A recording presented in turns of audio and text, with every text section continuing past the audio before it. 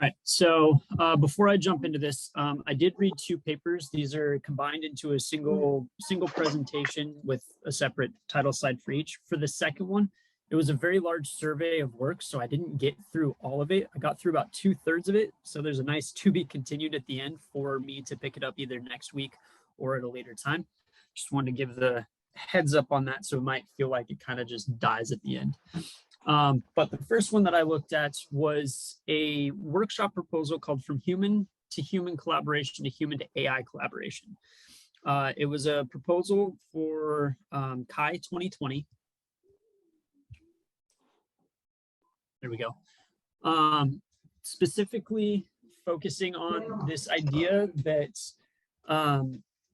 artificial intelligence assistances or applications aren't designed purely by other AI. There are humans involved in the process, and for AI to effectively be integrated into the human workflow, there are a large number of open questions that need to be discussed to see where the research community needs to go.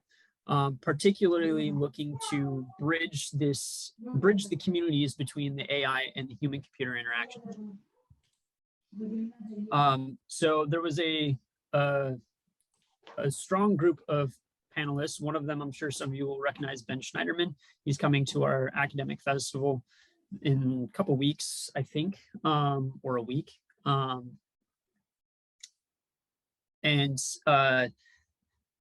The interesting thing about these panelists is that it's a good mixture between academic and industry. So you've got IBM, you've got Google, you've got Lenovo, and then you've got some more educational sided aspect of it. In the proposal, they break it up into two focuses of questions that they want to look into. They first look at some of the current challenges and opportunities with human AI collaboration research. And then they look at some of the more specific research and design centered questions.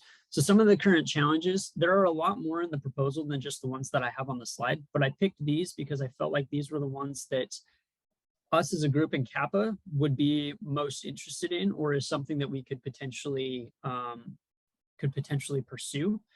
One of the ones that I think will drive some good conversation among us as a group is does the modality make a difference? And if so, how?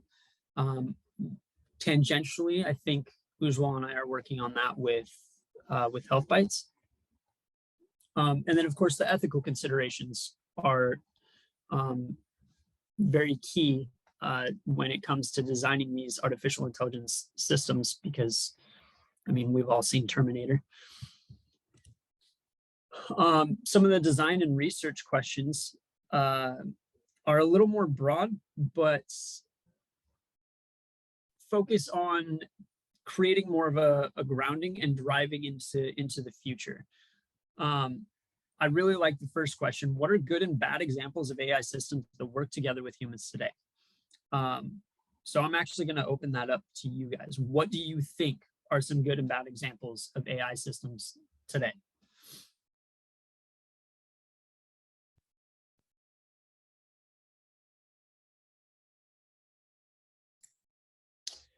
Yeah, I think Google Translation is a good example, which achieves high quality translation.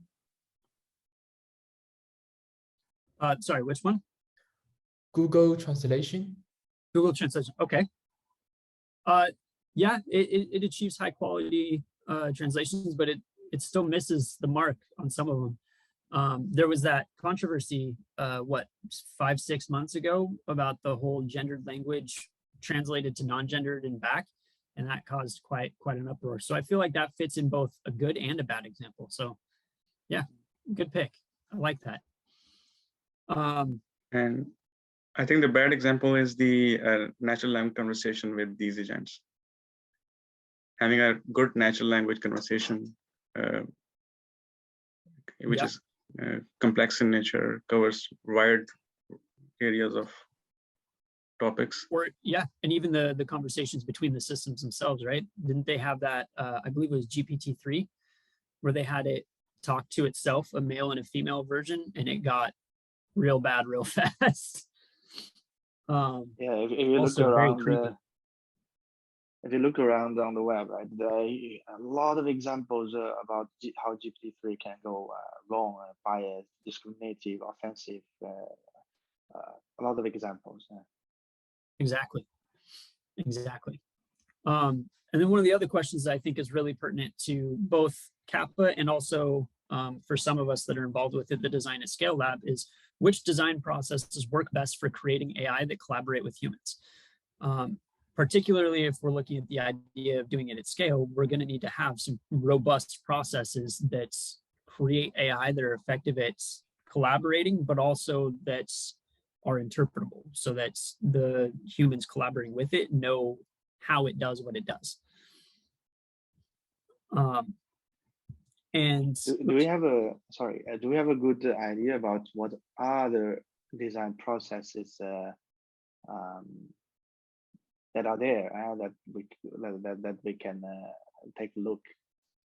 For us, design process, I mean, this is something actually quite new to us, I would say, right? As a computer science people, design has their own way of doing things. Like human-centered design is a methodology that has been there for a long time, but now people just started to okay, maybe we should look at that when we do AI. Just as a counter viewpoint to that, I think I would argue that design processes have existed in computer science within the umbrella of human-computer interaction for a long time. It's just that people are, getting on board with adopting this into, say, the more computer science-y pipelines these days, right? So it might appear to be super new, but I would actually argue that, in fact, design itself, to a large extent, has a lot of HCI within everything they do, right? So yeah, I would, say that's a good point. Yeah, it's a good point. It's design is, I mean, in HCI there is a community on design specifically, right? So the next one is relatively related. It's a large-scale survey of empirical studies in human AI decision making. I believe this one was also at Kai. The motivation for this is artificial intelligence systems are used in a lot of high stakes domains. So your healthcare, legal, finances, education, areas where full automation is right now inadvisable, because we don't want to put all of the decision-making power on a machine. So instead, the compromise is this idea of AI-assisted decision-making. So the AIs make predictions or provide probabilities that assist humans in making a decision. For this overview, they focus specifically on the idea of decision tasks.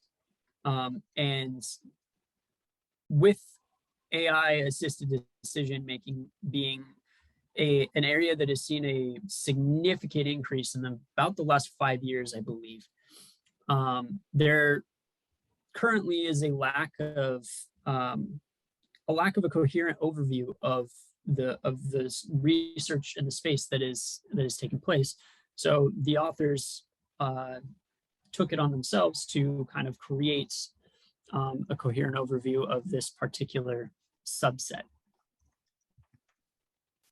So to decide which papers they include in their survey, they laid out a set of requirements. They have to include evaluative human subject studies. They must target a decision-making task, and they must involve and focus on studying human decision makers. So they are putting the onus on the human side of it, as opposed to the system and the model side of it, though that is included in some of them. Originally, they gathered about 130 papers from several conferences, your CHI, NLP, HAAI, etc. And the authors sat together, discussed, and curated that list of 130 down to about 80 papers, which were the ones that they analyzed throughout this survey. They broke it up into 3 major categories. The first one being decision tasks, focusing on the tasks themselves. The second part being on something they call on the models themselves, and then something they call assistive elements. So what part of the model is doing the assisting for the human decision makers? And then the last section, which I haven't fully built into slides yet, is they look at the evaluation of the decision making in these various papers. So for the decision tasks, they break it up into several domains, which you can see in the table there. And they, excuse me, for each of these tasks, they look at how the task is used for the decision being made, I guess is the way to frame it. The overall summary of what they found in looking at all of these papers is there is a variety of decision tasks to use. As you saw from that table on the prior slide, decision tasks cover a lot of different domains. This demonstrates the potential that AI-assisted decision-making has a lot of beneficial opportunities and applications, but it needs to be focused. The tasks take on a lot of differing characteristics, but there seems to be some shared ones as well. Like I mentioned earlier, the high stakes domains, law, finance, etc. An interesting thing is they noticed that in a lot of the decision tasks surveyed, experts were needed, but were rarely included in the process of either designing the model or creating ground truth for the decision making of the model. And then they bring up this idea of AI for discovery versus AI for emulation. I'm not entirely sure how they differentiate that. It was a little subtle for me, and I haven't quite grasped it strongly yet. And then they pointed out some of the gaps. I think one of the biggest ones is the lack of frameworks for generalizable knowledge. This idea that we're doing all of this research and looking at all of these decision tasks, but we don't have a good single or set of frameworks to consistently follow to be able to generalize this knowledge and really create this rigidity in the research. So of course, what's the next step from these gaps and what they've seen in this research? Well, like I mentioned, one of the first and obvious ones is to develop frameworks. Additionally, they need to justify the choices for the decision task. During the survey, they found that oftentimes authors choose a decision task but aren't overly explicit in why they chose that particular decision task and why that decision task is right for answering the research question that is being explored. And then additionally, many of the studies are limited by the availability of data sets. Many of the choices of what decision task to use or what model or strategy to use is driven by what data is available. And so there needs to be a push or an effort to expand the availability or create new data sets to provide more opportunities in that area.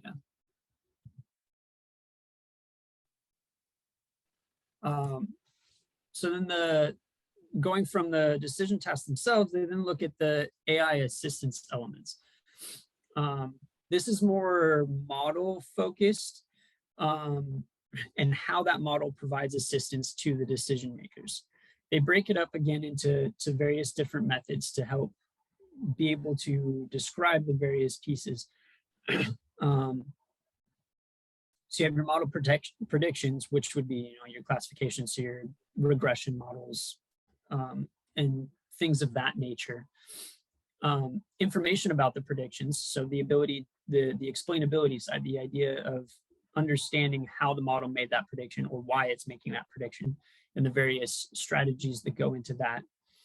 Information about the models themselves, so your performance, documentation on it.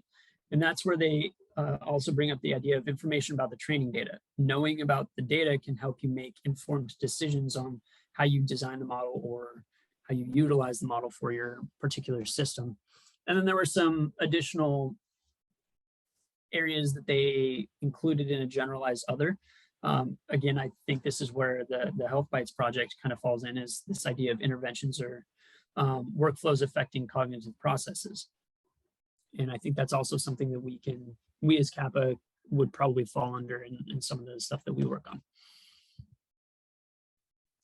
So the summary of this one, interesting, there is a limited use of deep learning models. Even though these models have demonstrated significant performance leaps, the community has tended to focus on this idea of using shallower models, so more simplistic models, probably for the easier explanation and for easier of use for the ones being assisted.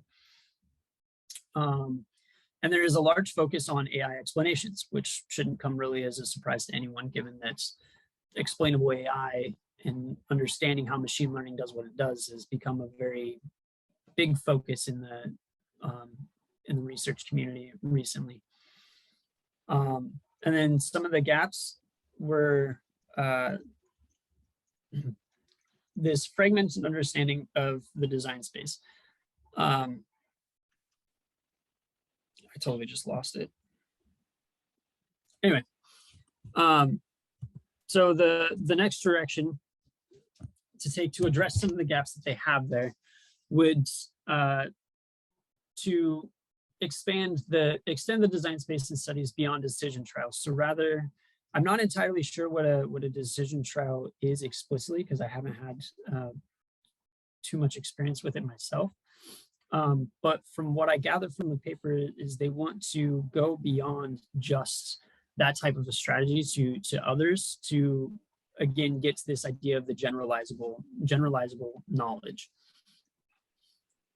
And then I don't have the slides for the next section, so that's where the to be continued is going to come in. This was already super useful. Yeah, I think this is a very relevant paper, right? But together with Garrett, we're also suggesting people who are master's students who are working on related areas to take a good look at this. So I think this was, even though it's only 2/3 of the synthesis, as you said, Garrett, I think it's still super valuable.